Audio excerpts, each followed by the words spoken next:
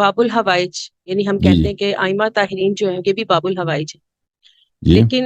مولا غازی عباس کو باب الحوائج کہا جاتا ہے، شہزادہ علی اصغر کو باب الحوائج کہا جاتا ہے، بی بی سکینہ کو باب الحوائج کہا جاتا ہے۔ تو یہ اطاعت کے اس میں ہے کہ باب الحوائج ہے یا یہ ہے، اور آئمہ طاہرین بھی باب الحوائج ہے، تو ان دونوں کا فرق بتا دیں۔ تو یہ باب الحوائج حضرت ابوالفضل عباس علیہ السلام کو جو کہا جاتا ہے، یہ میں نے کسی اس میں نہیں دیکھا احادیث روایات میں کہ ان کی کوئی شرعی لقب ہے، اوکے،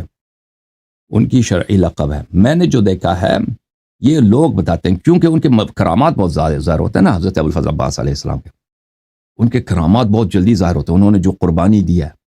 امام حسین علیہ السلام کے لیے، اور امام حسین علیہ السلام کا جو پیار تھا ان کے لیے، اپنے بھائی کے لیے، یعنی ٹھیک ہے نا؟ اور اطاعت کے زمرے میں آتا ہے نا، اس سے باب ہاں، الحوائج کہا جاتا ہے، اطاعت کے زمرے میں آتا ہے یہ۔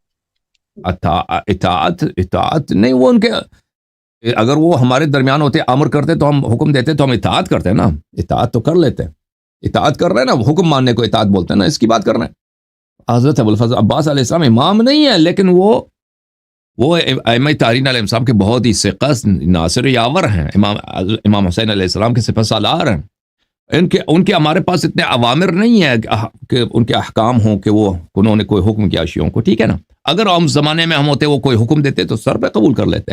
ان کو باب الحوائج اس لیے کہا جاتا ہے کیونکہ ان کے کرامات بہت زیادہ ظاہر ہوتے ہیں، ان کے معجزات بہت زیادہ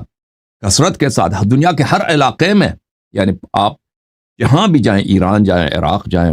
پاکستان جائیں، ہندوستان، افغانستان، جہاں امریکہ، جہاں بھی شیعہ ہیں، تو وہاں پر حضرت ابوالفضل عباس علیہ الصلوۃ والسلام مشکل کشاں ہیں ہمارے، اس لیے ان کو باب الحوائج کہا جاتا ہے، اور سب ائمہ علیہ السلام اسی طرح ہیں۔ اور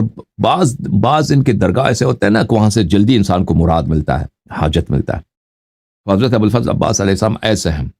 وہ کہ خداوند متعال ان کے دروازے پہ جائے تو اس کو دیر نہیں کراتے، اور وہ ان کی قربانی اور ان کا ایثار، ان کا فدا جان فدا ہونا، خلوص امام حسین علیہ السلام جو الفاظ بیان نہیں کر سکتا اس کی وجہ سے، ٹھیک ہے نا؟